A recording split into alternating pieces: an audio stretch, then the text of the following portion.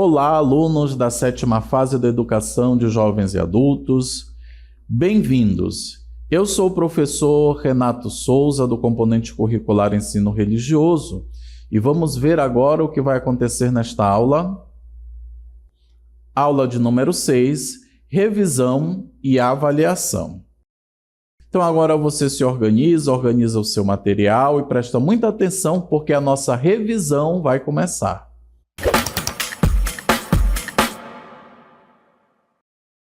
Olá, alunos da 7ª fase da educação de jovens e adultos, bem-vindos à nossa aula de ensino religioso.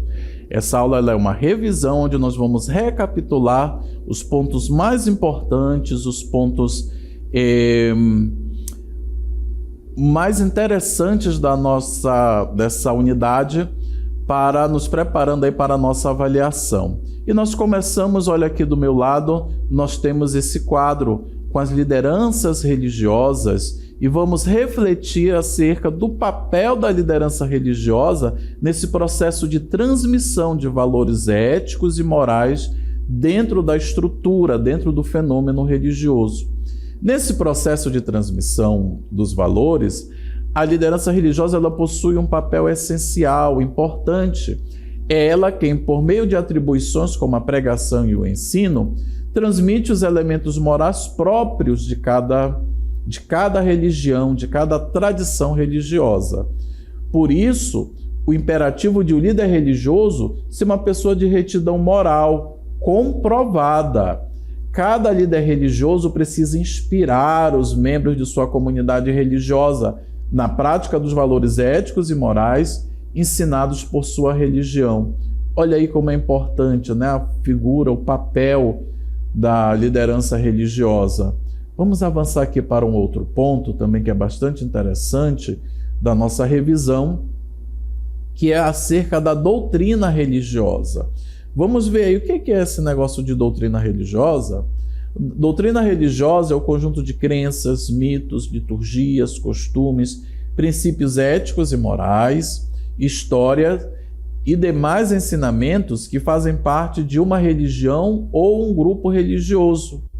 A doutrina religiosa orienta, norteia, define as principais características e as práticas da religião e de seus membros. Olha aí, só nessa cartela nós temos a definição do que é doutrina religiosa e a sua utilidade, né, a sua importância para uma comunidade religiosa. E como um exemplo bem concreto de doutrina religiosa, nós vamos apresentar agora um áudio off onde tem um resumo dos principais pontos da doutrina cristã, de uma forma geral. Vamos ouvir o áudio off. Credo niceno-constantinopolitano. Creio em um só Deus, Pai Todo-Poderoso, Criador do céu e da terra, de todas as coisas visíveis e invisíveis. Creio em um só Senhor, Jesus Cristo, Filho unigênito de Deus, nascido do Pai antes de todos os séculos.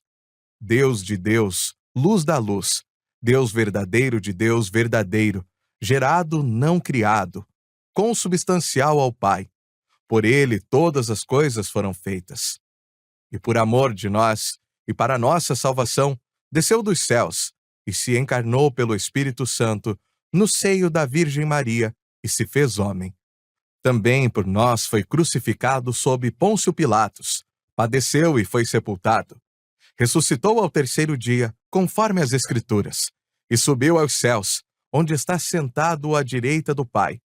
E de novo há de vir em sua glória para julgar os vivos e os mortos, e o seu reino não terá fim. Creio no Espírito Santo, Senhor que dá a vida, e procede do Pai. E com o Pai e o Filho é adorado e glorificado, ele, o que falou pelos profetas. Creio na Igreja una, santa, católica e apostólica. Professo um só batismo para a remissão dos pecados. Espero a ressurreição dos mortos e a vida do mundo que há de vir. Amém. Então nós acabamos de ver aí um resumo da doutrina cristã, aceita por diversas igrejas cristãs, sobretudo aquelas igrejas mais antigas. Vamos conversar um pouco sobre esse áudio. O texto que acabamos de escutar é o Credo Niceno-Constantinopolitano, que é resumo da fé e doutrina do cristianismo.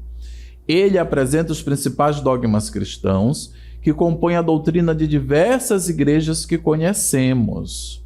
Olha aí que interessante como ele é importante, né, para as igrejas cristãs. O credo foi formulado no Concílio de Nicéia em 325 d.C. e foi expandido no Concílio de Constantinopla em 381 d.C., em meio a controvérsias acerca da fé cristã. Esse credo, ele nasce como uma resposta dos cristãos para manter a unidade da fé e da própria igreja, que se dividia em diferentes visões acerca de Jesus e da Santíssima Trindade. Olha aí como ele é importante, né? A doutrina, quando ela é definida, quando ela é bem trabalhada, ela exerce essa função de manter a unidade do grupo religioso, de manter a unidade daquela tradição religiosa, de seus fiéis, de seus membros, de suas lideranças. A importância, né, da doutrina religiosa na vida de um grupo religioso, de uma tradição. E vamos ver agora 3 pontos que são comuns a todas as religiões e que estão presentes, são defendidos, são analisados, são acreditados pelas doutrinas religiosas de todas as tradições religiosas. Vamos ver o primeiro ponto? A vida. Nas tradições religiosas orientais, como o jainismo, religião que nasce de uma reinterpretação do hinduísmo, toda forma de vida é sagrada, mesmo a vida dos menores seres vivos. Olha, para o jainismo, até a vida dos insetos ela é sagrada, não pode ser tirada. Vamos continuar. Para as religiões de matriz indígena, todas as formas de vida estão conectadas e dependem umas das outras. Para o cristianismo e suas diferentes igrejas, a vida é o que temos de mais sagrado. Práticas como aborto, eutanásia, as diferentes formas de homicídio são fortemente condenadas. Então, nós estamos vendo em diferentes tradições como elas acreditam na vida, defendem a vida, como isso é comum para as diferentes religiões, ok? Vamos lá. E olha só aqui que interessante, né?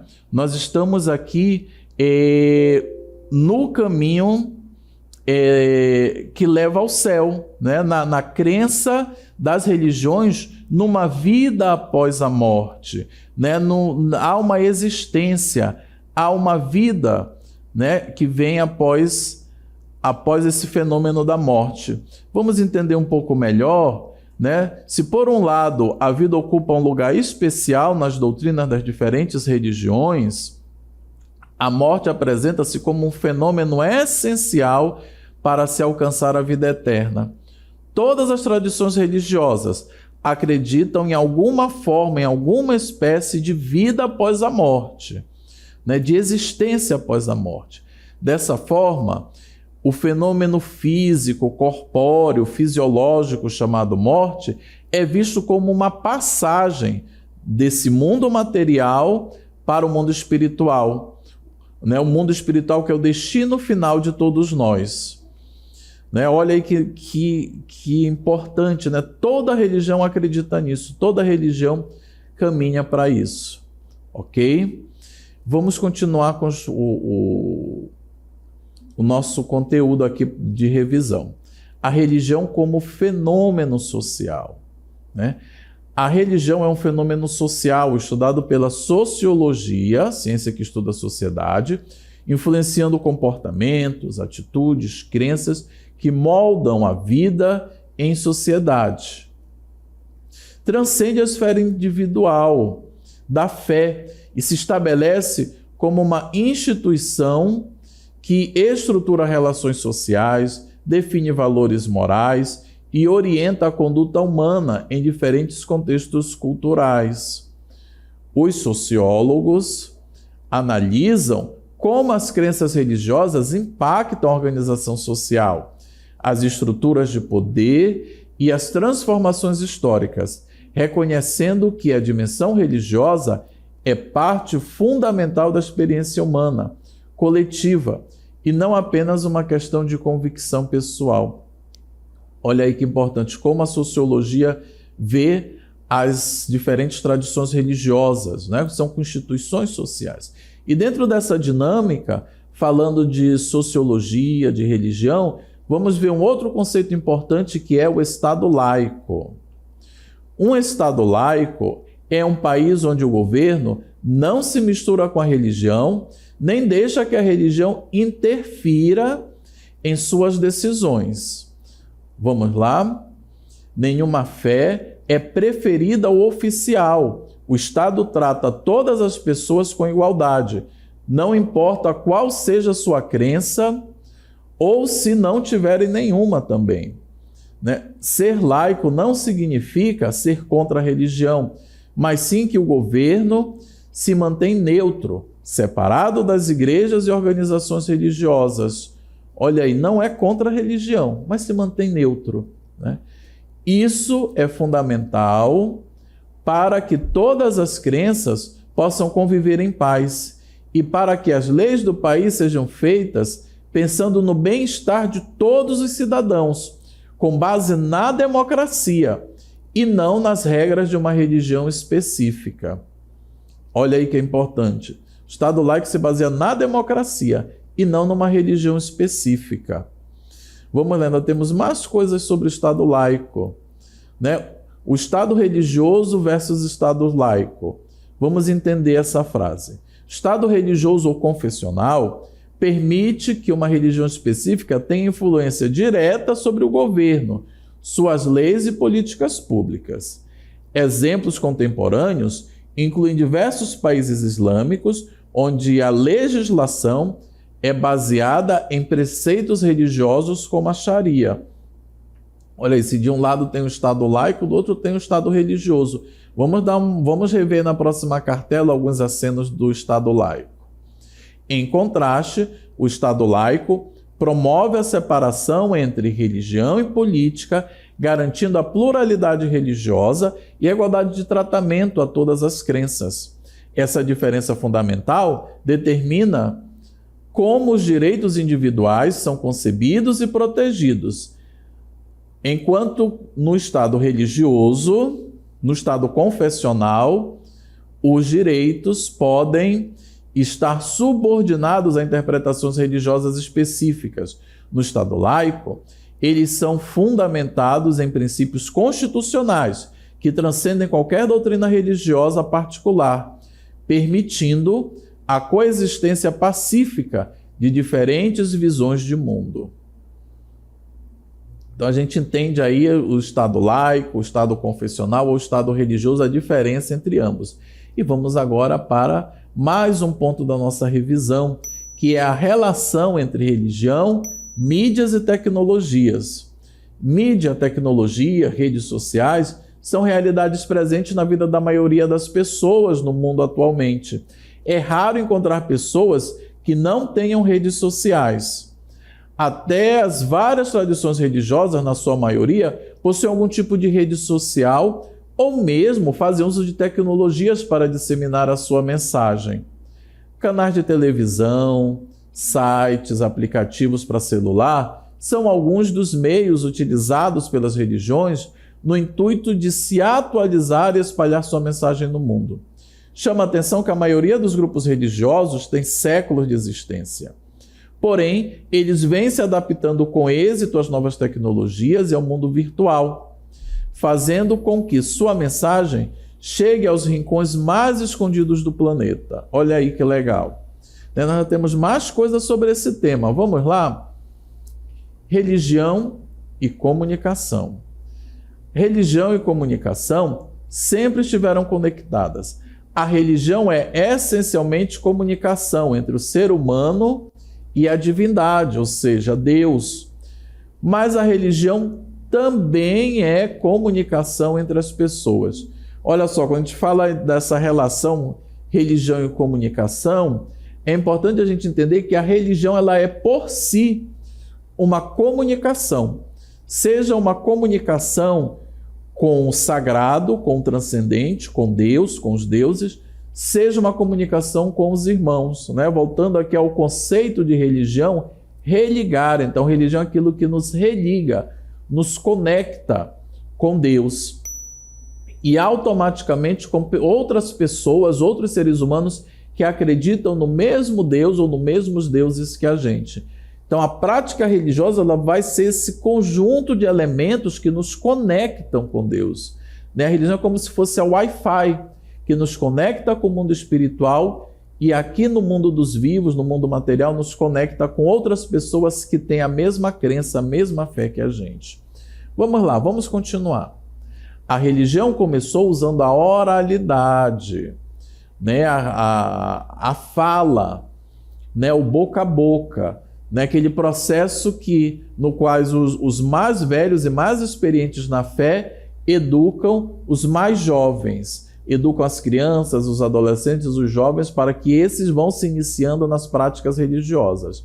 Depois, passou a usar diferentes formas de escritura, né? Ou seja, os pergaminhos, os papiros, os livros, como nós os conhecemos hoje, né? Então, toda a tradição das religiões passou a ser escrita. Há pouco tempo, a religião passou a fazer uso de meios de comunicação movidos pela tecnologia, rádio e televisão, né?